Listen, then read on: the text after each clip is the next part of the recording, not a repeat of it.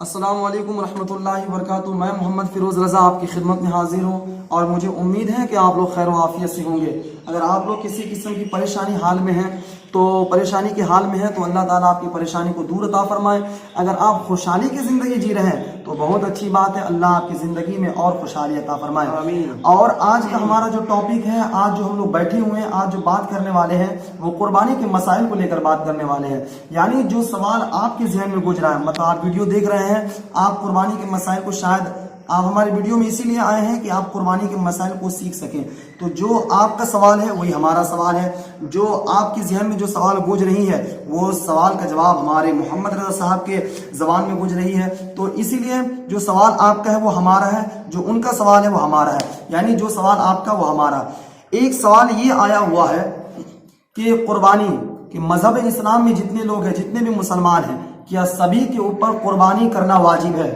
क्या सभी लोग कुर्बानी कर सकते हैं? तो ये सवाल का जवाब मैं मोहम्मद साहब से गुजारिश करूंगा कि आप हमारे दोस्त अहबाब को बताएं कि मजहब इस्लाम में जितने लोग हैं क्या सबको कुर्बानी करना वाजिब है? बताइए हजरत। अस्सलामु अलैकुम वरहमतुल्लाहि व तआला व बरकातहू। मैं मोहम्मद रज़ा हुसैनी मैं आपकी खिदमत में फिर से हाजिर हूँ। माशाअल्लाह सवाल बहुत प्यारा है कि मजहब इस्लाम में हर अमीर व गरीब पर कुर्बानी करना वाजिब है। जी जी जी। तो मैं आपको बताता चलूं कि मजहब इस्लाम में हर अमीर व गरीब पर कुर्बानी करना वाजिब नहीं है। जी माशाअल्लाह माशाअल्लाह। अभी साहब ये फरमा रहे थे कि मजहब इस्लाम में जितने लोग हैं, अमीर गरीब, यानी जिस टाइप के लोग हैं, सभी लोगों के ऊपर कुर्बानी करना वाजिब नहीं है। बहुत सारे लोग ये जहन में सवाल होता है ना कि सभी लोग कुर्बानी करेंगे, तो ऐसा कुछ नहीं है। कुर्बानी करना सब मुसलमानों पर फर्ज नहीं है। अब हम लोग हजरत से ये पूछेंगे, एक भाई ने मेरे ये सवाल किया है कि कुर्बानी किन किन मुसलमानों पर करना, किन किन मुसलमानों को करना वाजिब है? तो हजरत ये बताइए कि किन किन मुसलमानों को कुर्बानी करना वाजिब है? हमारे दोस्त अहबाब आपसे पूछना चाहते हैं। कुर्बानी करना उन लोगों पर वाजिब है जो मालिक निसाब है। जो मालिक निसाब है उन पे कुर्बानी करना वाजिब है। माशाअल्लाह। हजरत अभी ये फरमा रहे थे कि कुर्बानी करना उन्हीं लोग पर वाजिब है जो मालिक निसाब है। किन लोग पर? जो मालिक निसाब है। लेकिन यहाँ से एक सवाल ये पैदा होता है, शायद आपके भी जहन में ये सवाल आया हो, मेरे भी जहन में ये सवाल है कि मालिक निसाब पर कुर्बानी वाजिब है, तो मालिक निसाब शरीयत में कौन शख्स है? तो हजरत आप ये बताइए कि शरीयत के हिसाब से मालिक निसाब कौन शख्स है? शरीयत ने मालिक निसाब उन लोगों को कहा है जिनके पास साढ़े 52 तोला चांदी जी जी जी या 7.5 तोला सोना हो तो वो मालिक निसाब है। जी माशाअल्लाह। अभी हजरत ये फरमा रहे थे कि जिस शख्स के पास 52 तोला चांदी या 7.5 तोला सोना है तो वो शख्स मालिक निसाब है। शरीयत ने उस शख्स को मालिक निसाब कहा है। लेकिन आपके जहन में एक सवाल ये आया होगा कि जिस शख्स के पास 7.5 तोला सोना है या 52 तोला चांदी है, तो क्या वही शख्स सिर्फ मालिक निसाब है? जिसके पास पेमेंट है, जिसके पास रकम है, जिसके पास पैसा है, जिसके पास जायदाद है, क्या वो शख्स मालिक निसाब नहीं है? ये सवाल का जवाब आप दें हजरत। शरीयत ने मालिक निसाब को सोना चांदी होना शर्त नहीं दिया है। जी जी जी जी। शर्त सोना होना शर्त नहीं है, अच्छा। चांदी होना शर्त नहीं है जी। अब उनके पास उतना रकम है, जी जी, उनके पास उतना पेमेंट पड़ा हुआ है जी, वो रकम उसका बचकर जी जी उसका साल भर गुजारा हो जा रहा है तो मालिक निसाब है। मतलब ये है कि अगर उसके पास जमीन जायदाद है, खेत है, मकान है, अगर उतना सोना चांदी का पैसा है उसके पास तो मालिक निसाब है। माशाअल्लाह। हजरत का कहना यही है कि सोना चांदी होना कोई शर्त नहीं है, बल्कि अगर आपके पास उतना पैसा है, जमीन है, जायदाद है तो आप मालिक निसाब है। माशाअल्लाह। ये बहुत प्यारा सवाल है। अब आइए दोस्तों, एक शख्स का ये सवाल है, एक भाई का मेरे ये सवाल है कि उन्होंने कहा कि जो मालिक निसाब होता है क्या वो हर साल अपने ही नाम पे कुर्बानी करे या किसी और के नाम पे भी कुर्बानी कर सकता है? जैसे वो मालिक निसाब है, वो एक साल अपने नाम पे करा लिया, उनका मतलब सवाल वो छोटा किया, वो मैं आपको समझाने की कोशिश कर रहा हूँ। उन्होंने सवाल ये किया कि जो मालिक निसाब होता है, जो मालिक निसाब होता है वो एक साल तो अपना वाजिब अदा कर दिया, क्या वो हर साल किसी अपना वाजिब छोड़कर किसी और के नाम पे करा रहा है, तो क्या ये ठीक है हजरत? अगर जो इंसान जो जैसे घर में गार्जियन होते हैं, जी जी जी, घर में मालिक होते हैं, गार्जियन होते हैं, अगर मालिक निसाब घर के गार्जियन है तो मालिक होते हैं, घर के एक मालिक होते हैं, जी, गार्जियन जी, होते हैं, जिनको लोग कहते हैं अपनी जबान में गार्जियन। जी बिल्कुल। कितने लोग मालिक भी कहते हैं। जी, जी। तो अगर वो मालिक निसाब है, घर के गार्जियन, तो उन पे कुर्बानी वाजिब है। अगर वो हर साल मालिक निसाब है तो उस पर कुर्बानी वाजिब है। अगर घर के मालिक चाहे कि अगर मैं मालिक निसाब हूँ, जैसे वो मालिक निसाब है, जी, जी। अगर वो चाह रहा है कि मैं अपने नाम छोड़ के जैसे अपने बेटे के नाम कर दूं कुर्बानी, जी। जैसे अपने बीवी के नाम कुर्बानी कर दूं, जी। तो नहीं। अगर मालिक निसाब हो तो वो अगर सबसे पहले कुर्बानी उन पे वाजिब है। जी। अगर वो चाहते हैं कि उनके नाम से कर दें तो उनके लिए दूसरे बकरे का इंतजाम करें। मतलब आपका कहने का मतलब हजरत यही है कि अगर वो मालिक निसाब है तो अपना जो उसके ऊपर वाजिब है वो अपने वाजिब को अदा करे, पहले अपने वाजिब को पहले पूरा करे। जी, जी। तब अगर चाहते हैं कि मेरी बीबी के नाम से हो जाए तो उनके लिए पहले दूसरे बकरे का इंतजाम करें। अच्छा अच्छा, मतलब वो पहले जो वाजिब है अपना अदा करना पड़ेगा उसको। उसके बाद अगर चाहता है कि मेरे भाई के नाम पे हो जाए या मेरे बेटे के नाम पे, मेरे दोस्त है, मतलब जिसके भी नाम से कराना चाहते हैं। अगर मालिक ने सब अपने नाम से कुर्बानी कर देता है तो उनके घर में जो लोग हैं सबको सवाब पहुंच जाता है। माशाअल्लाह, बहुत प्यारा सवाल है। अल्लाह ताला मेरे हजरत को सलामत रखे, मेरे साहब को सलामत रखे। अब एक सवाल ये भी आया है, एक दोस्त ने सवाल किया, बहुत प्यारा सवाल है मोहम्मद साहब, ये शायद ये सवाल पहली मरतबा सुने होंगे, आपको किया भी जा रहा है सवाल। उन्होंने ये किया कि कुर्बानी के जानवर जब हम लोग ज़बह करते हैं, उसका गोश्त निकालते हैं, उस गोश्त को हम कितने हिस्सों में तकसीम करें? ये सवाल का जवाब दें आप।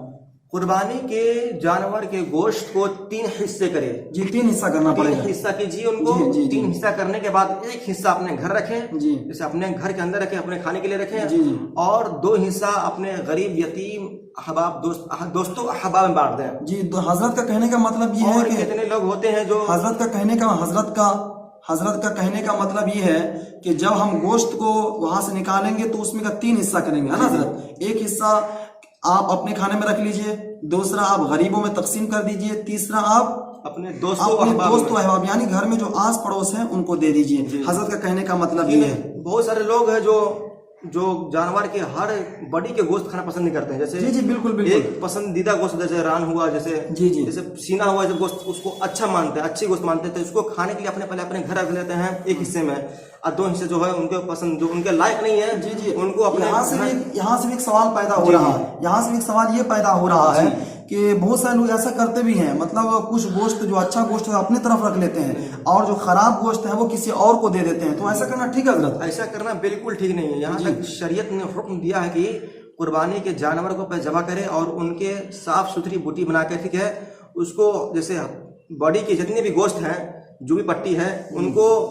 काट कर एक साथ पूरा उसको मिला दे। अच्छा, पूरा मिलाना पड़ेगा। जी जी, उसको मिला दिया जाए। जी जी। मिलाने के बाद उसको 3 हिस्सा लगाया जाए। अच्छा, पहले उसको मिलाने के बाद 3 हिस्सा करना है। और लोग जो ऐसा करते हैं कि नहीं, उसको हाथ से मिलाएं इसको, जी, ये नहीं कि कौन गोश्त कहाँ गया नहीं गया। और बहुत सारे लोग जो क्या करते हैं, मतलब काट के पहले अलग अलग कर दिए, गलत है, ये गलत है, ये गलत है। मतलब उसको बॉडी करके उसको मिलाना जरूरी है ना। मिलाने के बाद 3 हिस्सा लगाओ और एक हिस्सा अपने खाने के लिए रखे हैं, और 2 हिस्सा, एक हिस्सा अपने गरीब, यतीम, लाचार को दें, और तीसरा हिस्सा अपने दोस्तों अहबाब में बांट दें। जी, लेकिन एक सवाल ये भी पैदा होता है, एक भाई ने ये सवाल, शायद उन लोगों के दिमाग में ना हो जनाब आप लोगों के सवाल में, लेकिन ये मेरे ज़हन में एक सवाल है।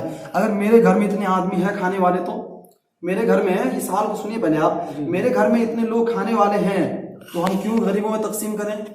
क्यों हम अपने दोस्त अहबाब को दें, हालांकि मेरे घर में तो इतने लोग मौजूद हैं? इस सवाल का जवाब दीजिए ज़रा।